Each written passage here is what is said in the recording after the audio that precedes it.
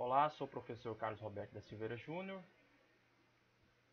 ministro da disciplina de Controle Servomecanismo e Robótica, do curso de Técnico em Eletrônica, e vamos falar sobre sensores industriais. Sensores industriais, o que é um sensor? Dispositivo sensível a alguma forma de energia do ambiente, relacionando informações sobre a grandeza que precisa ser medida. Normalmente o sinal de saída deve ser manipulado antes da sua leitura do sistema de controle. Então tem um sensor de temperatura, por exemplo, que é um tipo de resistência que pode variar conforme a variação da temperatura. Para que eu consiga identificar essa leitura, eu tenho que passar uma tensão sobre essa resistência de tal forma que eu consigo, o sistema de controle pode medir então essa tensão que corresponde à variação de temperatura. Eu tenho dois tipos principais de sensores, sensores analógicos e sensores digitais. Sensores analógicos assumem valores no tempo em uma determinada faixa de operação. Então eu tenho, por exemplo, sensores de temperatura, sensores de pressão, velocidade, luminosidade, umidade, vazão, força, ângulo, distância, torque, luminosidade, ó, me repetiu aqui, que estão relacionados a quê? A variação daquela grandeza no tempo. O sensor mede aquilo lá em uma variação de resistência, que aplicado uma tensão nessa resistência, varia então a medição de tensão, proporcionalmente ali a variação que está ocorrendo no tempo daquela grandeza. Já um sensor digital, por exemplo, aqui um sensor contador de pulso. Então cada pulso aqui corresponde à rotação de determinada quantidade de ângulo em um motor, medido a partir de um sensor de um encoder. Então esse sensor retorna pulsos de 0 e 1, onde essa variação aqui 0 e 1 corresponde à rotação do motor. Então o motor está girando, está detectando aquela variação. Então sensores digitais, sensor de detecção de passagem de objetos. Então, por exemplo, sensor infravermelho que fica numa residência, por exemplo, ele detecta a presença ou não de objetos que estão emitindo infravermelho. Sensor de encoder, que é isso que eu falei, da determinação de distância ou velocidade. Sensor, por exemplo, da janela, ele é um sensor que retorna 1 ou 0, sinalizando se a janela está fechada ou aberta, sensor de segurança, também utilizado em portas, que detecta então um sinal de abertura ou fechamento. Transdutor, a gente vai ver alguns conceitos, né? Transdutor é o dispositivo completo que contém um sensor usado para transformar uma grandeza qualquer em outra, que pode ser utilizado em dispositivos de controle. Tem um transdutor, por exemplo, de pressão, com um tipo de resistência que varia a resistência conforme a pressão exercida sobre aquele componente, ou a força exercida sobre aquele componente. Se ele varia a resistência, ou aplicando uma tensão sobre aquela resistência, ele vai variar então a tensão. Isso aí vai ser um transdutor. Quando eu penso em transmitir esse sinal, eu tenho um transmissor. E as transmissões, principalmente no sistema eletrônico industrial, ele é feito por corrente, 4 a 20 mA ou 0 a 20 mA, mais comum 4 a 20 mA, 0 a 10 volts, ou pressão, a informação é transmitida por pressão, de 3 a 15 psi. Ou também um protocolo de comunicação. Então existem vários protocolos de comunicação utilizados em redes industriais. Então o sensor pode muito bem retornar a informação numa flex I/O, num módulo de I/O analógico ou digital, e o controlador, o CLP, vai ter essa informação. Aqui temos um circuito, um sensor de gás. Esse é o sensor de metano. Aqui tem um circuito em que basicamente tem um sensor. Esse sensor ele precisa aqui uma resistência ligada entre VCC e terra com R1 aqui em série. Essa resistência ela mantém aquecida, a resistência de aquecimento, ela mantém aquecida a carcaça, toda essa estrutura aqui do sensor, mantém aquecida toda a estrutura do sensor, e da mesma forma, conforme está aquecido, ele vai medir a variação de gás naquele ambiente, dentro dele, né, que é perfurado, o gás atravessa aqui, de tal forma que há uma variação de resistência do sensor em relação à presença de gás. No caso a gente fala ppm, né, partes por milhão. Aqui nós temos o que mesmo? Nós temos o que? Nós temos um amplificador pressional configurado como comparador. Se eu não tenho realimentação, ele está como comparador aqui, com ganho infinito. Eu tenho aqui um resistor de calibração. Esse resistor aqui é um resistor ajustável, que a gente pode visualizar aqui, ó, esse pinpoint aqui, ajustável com uma chave Phillips ou chave Fender, né? Aqui eu tenho o CI, que é o comparador de tensão. Eu tenho um LED, capacitor, outro LED aqui, resistores, do qual a gente pode até fazer a leitura aqui do valor do resistor, né? Para quem nunca viu, se eu tenho aqui, por exemplo, esse aqui é 102, então é 1, 0, 2. Então 10 vezes 10 elevado a 30 ohms, né? Aqui 103, parece 103, 10 vezes 10 elevado a terceira ohms. Então 10K e 1K.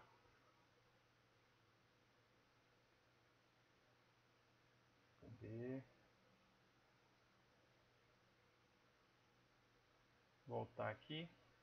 Então, sensor comparador, eu tenho uma tensão de comparação aqui. Se essa tensão de comparação referência, né, é maior do que o que está no negativo, a tensão que está no negativo, então vai sair 5 volts. É como se o ganho é infinito, deveria sair a tensão infinita, mas o circuito é limitado, então vai sair 5 volts ali, se o VCC é 5 volts, aqui ó, VCC é 5 volts. Saindo 5 volts aqui, o LED recebe VCC, mas aqui vai ter VCC também, o LED não acende, o LED é apagado.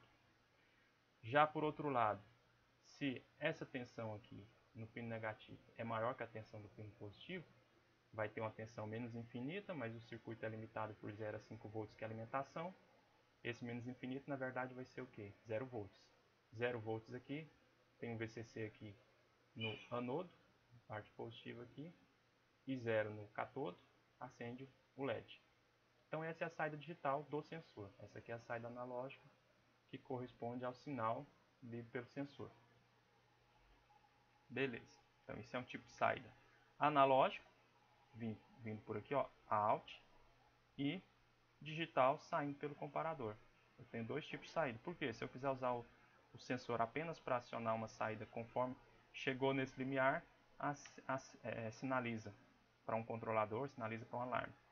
Ou não, quero saber a variação da leitura. Aí sim o sinal analógico para mim é importante. Então o mesmo sensor pode dar dois tipos de saída dependendo do que você quer. Né? Ele é um sensor de gás, mas o circuito dele tem saídas analógica e digital. Aqui, relacionado a alguns conceitos, sensibilidade ou ganho é a razão entre o sinal de saída e o sinal de entrada. O sinal de entrada é a temperatura, o sinal de saída é a variação de tensão, onde eu tenho a variação de 10 mV por grau Celsius no sensor de temperatura LM35. É um sensor simples, usual em eletrônica, tem uma tensão de entrada, tensão de alimentação, GND e Vout, que é a tensão correspondente à leitura de temperatura. Certo? E eu tenho essa proporcionalidade aqui, ó, ela é linear. Não é que todo sensor é linear, né? Mas ele tem proporcionalidade aqui de 10 mV por grau Celsius na proporção linear. É a sensibilidade ou ganho. Quanto que eu estou ganhando, né? Em relação, eu tenho a grandeza de temperatura, em relação à tensão, é 10 mV ali por grau Celsius, ou seja, vezes 10 mV. Né? Se eu tenho uma temperatura de 10 graus, vezes 10 mV, vai dar 100 mV a minha saída. O ganho é o que então? 10 mV, o valor de 10 mV. Aqui a questão de sensibilidade também. O sensor de gás já é diferente, ele tem sensibilidade a vários tipos de gases. Aqui eu tenho C2H5OH, que é o metanol, né? Eu tenho sensibilidade ao metano. A variação de razão de RS e R0, a relação entre as resistências da carga aqui e a resistência do sensor, ela vai diminuindo conforme aumenta a proporção de gases, ou seja, vai permitindo a condução mais rápida, né, da resistência do sensor. E essa diferença aqui vai ser proporcional aqui a essa variação. Lembrando que tem algumas curvas aqui, eu tenho uma curva descendo, mas ela não é totalmente linear. Isso aqui está me mostrando isso. Ele não tem sensibilidade ao ar. Aqui, ó. Em chinês, vocês podem ler aqui, né? Mas ar em inglês. E ele tem um pouco de sensibilidade ao monóxido de carbono e ao hidrogênio. Ou seja, se tem uma presença de hidrogênio, ele pode influenciar na leitura se eu estiver lendo o metano. Mas ele tem uma sensibilidade maior, uma variação maior da resistência em relação ao metano. Aqui mostrando o LM35, acurácia ou exatidão. Né? A gente fala de sensibilidade ao ganho. A acurácia ou exatidão é o erro de medida realizado por um transdutor em relação ao medidor padrão. Então, eu tenho um medidor de qualidade padrão e eu tenho uma medição que pode ter uma variação, por exemplo, aqui ó, o sensor de temperatura ele é sensível à temperatura. Uma temperatura de 25 graus Celsius, ele tem uma variação ali de mais ou menos 0,4 graus Celsius ali na medição, ou seja, ele mede e erra 0,4 graus. Porém, se a temperatura está no nível máximo ou a temperatura no nível mínimo, ele vai ter uma variação de aqui 0,8 em média, né, típica, né, type aqui típica, né, de 0,8, mas o máximo de 1,5 graus de erro, né? Então, o erro dele aqui é a unidade de temperatura. O erro dele é proporcional ali a essa variação da temperatura, né? Se eu estou ali em 25 graus Celsius, ele erra mesmo, 0,4 graus Celsius. Mas se aumenta a temperatura próximo ao limiar, ou diminui a temperatura muito próximo ao limiar dele, ele também vai aumentar essa variação, né? Como se fosse um arco e flecha e o alvo, eu tenho que deslocar o alvo para o cara acertar melhor, porque ele está errando mais. Está errando mais para o lado ali, eu tenho que ajustar o alvo para ele poder acertar lá para aquele lado. Precisão é o grau de repetibilidade do valor medido por um transdutor frente à influência do ambiente. Então, quão preciso é em relação à variação? Então, a gente pode lembrar de alguns filmes, por exemplo, Robin Hood, quando ele vai atirar uma flecha e a mocinha do filme sopra o ouvido dele. Encontrem essa cena. E aí ele erra, né? Ele não foi preciso porque ele não conseguiu repetir o que ele sempre faz devido à influência do ambiente, né? Assim como o vento influencia diretamente no lançamento do arco, a gente tem o sensor, por exemplo, de gás, que ele tem uma influência direta com a temperatura, ó, conforme aumenta a temperatura. Varia um pouco essa relação da resistência dele. E da mesma forma a umidade. Aqui ó, não dá para ver legal, mas é 60% de umidade. 30%, 85%, ele tem uma variação em relação à umidade e à temperatura. Então, quando eu tenho um sensor de gás, eu preciso também fazer a medição de temperatura e umidade para saber o quanto que está a umidade e a temperatura e o quanto que isso influencia, conforme as curvas do sensor. Então, a gente tem sensores simples de usar, digamos assim, né? O LM35, que já tem uma relação, ele tem influência, o erro dele tem influência da temperatura, mas ele tem uma relação direta, né? Uma linear. Já o sensor de gases é uma relação inversamente proporcional aqui, né? É um pouco logaritmo, né? De aproximação dessas linhas, comparado com essa aqui, que a distância está igual. Aqui tem as linhas mais próximas e umas mais distantes.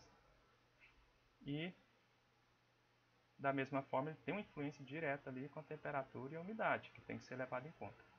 Então, influencia diretamente na precisão do sensor. Aqui, linearidade. Então, o LM35 ele tem uma linearidade direta. Mas não quer dizer que é só uma linha, né? Quer dizer o quê? Uma curva obtida plotando os valores medidos por um transdutor sob teste contra os valores de um padrão. Então tem a temperatura, tem a resistência, e a variação da temperatura em relação à resistência. São um termistor, né? Tem termistores tipo N, tipo P, negativo ou positivo. Negativo no sentido do que? Diminui a resistência conforme aumenta a temperatura. Esse aqui em pontilhado é o NTC. Positivo, aumenta a resistência conforme aumenta a temperatura. Ele é uma relação positiva com a temperatura. A resistência tem uma relação positiva com a temperatura.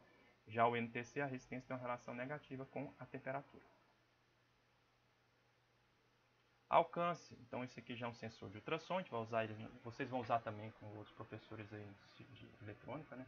Microcontroladores. Então você tem um alcance do sensor.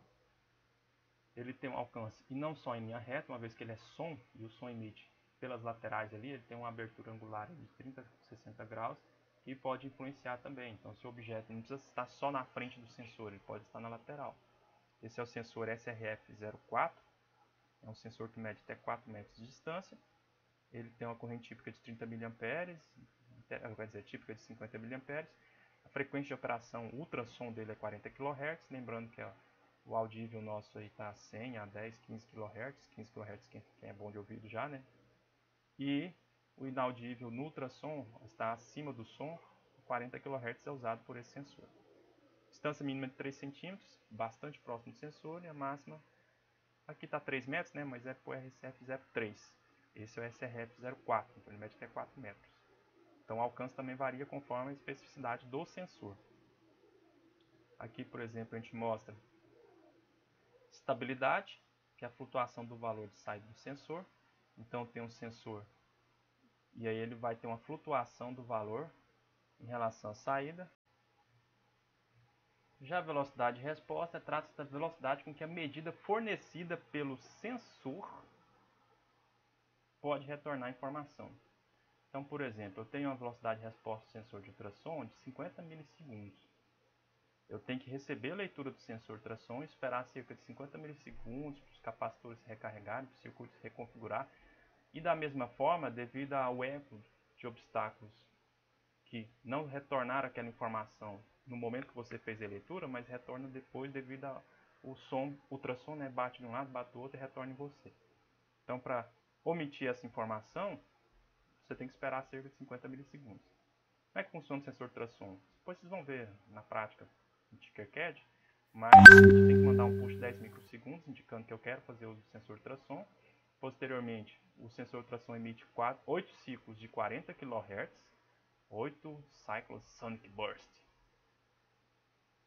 E posteriormente, o pino de eco, então tem um pino que retorna o eco, vai para 1. Então eu mando um pulso no trigger, num pino de trigger, né, 10 microsegundos. O sensor de ultrassom manda o sinal de ultrassom, ele bate no obstáculo e retorna. Quando ele bate no obstáculo e retorna, é o tempo proporcional à ida e volta, esse tempo aqui do eco. Então o eco vai, bate no obstáculo, volta no sensor. O sensor é formado por duas cápsulas, em que uma cápsula é emissora, a outra é receptora. Então o som vai, sai de uma cápsula, bate no obstáculo e volta, é o eco. Esse tempo é proporcional à distância, que vai de 100 microsegundos a 18 milissegundos. E ele vai retornar, ou depende do tamanho, do alcance do sensor, né, pode ser maior. E esse tempo, quando chega a 36 milissegundos, esse S está maiúsculo aqui, mas está errado, né? É minúsculo, é segundo, né? Quando chega a 36 milissegundos, significa que o sensor de ultrassom não recebeu um retorno do som que ele emitiu. Ele emitiu o som foi absorvido por alguma coisa esponjosa, ou bateu em algum obstáculo, mas ultrapassou o limite de alcance do sensor, de tal forma que você recebe um sinal de 36 milissegundos. Então, se a gente pensar que muitas vezes a gente não recebe um sinal de retorno, que o obstáculo está distante, e eu tenho que esperar cerca de 50 milissegundos, então o sensor de ultrassom ele tem uma diferença. Velocidade de resposta de cerca de 100 milissegundos, cada leitura cerca de 100 milissegundos, 80 milissegundos, né? Outras características, facilidade de manutenção, então é importante a questão da facilidade de manutenção, principalmente, e aí por isso que é bom assim, a questão de usar bons conectores, bons componentes, uma placa de fácil instalação, né? Instalado uma caixa, por exemplo. Custo, o custo do sensor, quanto maior a precisão, maior o custo, está toda relacionada a isso, né? Calibração, tem sensores que eu preciso fazer a calibração, e o sensor de gás, por exemplo, aquele resistorzinho na trimpote, ele é utilizado para calibrar o sinal digital do sensor, né? Então, preciso fazer essa calibração do alarme, por exemplo. Dimensão do sensor, que é importante também para se instalar em microeletrônica, por exemplo. O drone só foi possível a partir da miniaturização de vários tipos de sensores e atuadores. Faixa de trabalho, então o sensor de tração tem de 3 centímetros a 3 metros, ou a 5 metros, ou a 4 metros. O encapsulamento, que é o corpo do sensor, e aí quando a gente mostra esse sensor de tração, o corpo dele é para eletrônica, circuitos eletrônicos, né? Ele não é uma aplicação que você vai usar num carro, por exemplo, que já é um sensor de tração diferente, devido à necessidade de proteção. O IP dele, né? O índice de proteção contra água e contra poeira. E aí vai celulares ou equipamentos eletrônicos, né? Tem índice IP. Motores, né? Depois a gente vai ver motores, ele tem um índice IP também. Esterese, a faixa de esterese está relacionada ali a um shim trigger que indica a diferença ali para acionamento, para ligar e desligar. Então, se você tem, por exemplo, um ventilador, ele usando a esterese, ele liga num determinado nível de temperatura, 30 graus, e ele só desliga quando a temperatura baixar para 20 graus. Então, ele fica nessa faixa de esterese, de 30 para ligar e 20 para desligar. De 30 para ligar e 20 para desligar. Vida útil também do sensor, que está relacionado com o tempo que você pode ter ele com confiabilidade. Não é que o sensor vai parar de funcionar, né? Não é igual a comida, né? A comida vai estragar amanhã. Ixi, tem que comer hoje. Não, não é bem assim, né? O prazo de validade não está relacionado a isso, né? da mesma forma a vida útil, né? Mas é aquela questão, por quanto tempo eu tenho segurança em relação ao sensor? Aí a empresa, né, o fabricante, fornece esse indicador de vida útil, lembrando que para que você manter a vida útil, você tem que ter certos um ambiente que siga alguns padrões, né, como por exemplo baixa umidade ou a temperatura dentro daquela faixa de trabalho, dentre outros. Sensores de presença, agora vamos ver alguns sensores de presença, sensores óticos, né? São componentes eletrônicos de sinalização e comando que executam detecção de qualquer material sem que haja contato mecânico entre eles. Então tem um sensor e um diodo, né? Um fotoemissor aqui, um receptor, um fototransistor. Ele faz a análise da frequência e um estágio de saída, né? E muitas vezes você tem a sincronia entre o sensor, o emissor e o receptor, né? No mesmo circuito, pode ser muito bem no mesmo circuito. Aqui um sensor óptico de mais avançado, né? Eu tenho aqui um oscilador que gera um emissor, o receptor recebe esses pulsos, pré-amplifica esse sinal, porque o sinal recebido é muito baixo, né? Devido a estar sendo transmitido no ar, e a luz, né? Mesmo infravermelho, né? Mas é sinal de impulso de luz. Tem uma pré-amplificação, um analisador de frequência que vai identificar se a frequência recebida aqui é a mesma da frequência do seu equipamento, do seu componente transmitida. Um discriminador que vai identificar a faixa de frequência do sinal. Um indicador de estado, né, se é 1 ou 0, e o estágio de saída. Então esse componente aqui, ele tem um oscilador, um oscilador permitindo um sinal, um fototransistor, um fotodiodo, desculpa, um fototransistor recebendo sinal, pré-amplificando devido à perda de sinal aqui no ambiente, analisando a frequência em relação a essa frequência aqui de oscilação, discriminando aqui o sinal e indicando o estado, né, 0 ou 1, para gerar então o estágio de saída. Aqui, por exemplo, né, esse componente, ele é encontrado na televisão, no videogame, ele é o receptor infravermelho. Então ele já tem, nesse módulo aqui, ele já tem todo esse sistema aqui para que o sinal infravermelho seja recebido com segurança. Ele não é só o fotodiodo para receber o sinal, ele é um fotodiodo, um pré-amplificador, um analisador de frequência com filtro, um discriminador aqui e um indicador de estado para gerar a saída para conectar ali na placa de uma televisão, na placa de um receptor. Aqui tem um módulozinho Arduino, né, para fazer esse controle. Então ele é bastante interessante, a potência dele, o LED mesmo com um sinal mais fraco, ele tem uma potência bem interessante de recepção. Aqui um sensor óptico e um circuito. O que esse circuito faz mesmo? Observem esse circuito, né? Então ele tem um sensor de infravermelho aqui, módulo para recepção do sinal, capacitor, um transistor aqui configurado, e aí eu vou deixar para vocês pesquisarem um pouco para descobrir o funcionamento desse circuito. A gente conversa nas próximas aulas sobre ele. Quero que vocês desvendem o mistério. Sensor óptico por retroreflexão. Eu tenho o emissor, o receptor está sempre recebendo o sinal, e aqui muitas vezes, industrialmente, você vê uma plaquinha com reflexão, assim como se fosse do carro, né, que tem a luz do carro, no caso a seta, por exemplo, né, tem uma plaquinha que permite a reflexão do sinal. Daqui da mesma forma, tem uma plaquinha que você coloca aqui que reflete o sinal para o receptor. Quando ocorre um obstáculo, o que acontece? Ele vai passar na frente do emissor, não vai deixar o sinal chegar no receptor, porque não vai passar nessa plaquinha aqui na parede, né? Então ele é interessante nesse sentido. Esse sinal muitas vezes do emissor é como se fosse um laser, né? Uma luz visível em que bate nesse aqui e retorna. Sensor óptico por retroreflexão. Tem a retroreflexão, quando ele obstrui, não tem retroreflexão. Sensor ativado quando o objeto rompe o feixe de luz. Aqui, né, sensor de óptico de retroreflexão na indústria para identificação da passagem de uma caixa, né? Então ele está emitindo e recebendo aqui no mesmo ponto, um pouco abaixo. Quando a caixa passa, ele absorve a luz de tal forma que não está a reflexão, porque esse material aqui é bastante reflexivo, já a caixa, né, vai absorver aquele sinal. Sensor óptico por transmissão. eu tenho o emissor e o receptor do outro lado, em que quando o objeto passa, eu estou transmitindo o sinal. O objeto passa e obstrui a passagem do sinal. Então o emissor está recebendo, mandando o sinal para o receptor, quando o objeto passa, corta essa passagem. Aqui, por exemplo, ó, um módulo emissor, um módulo receptor, para identificar ali se há o corte dentro da caixa, por exemplo.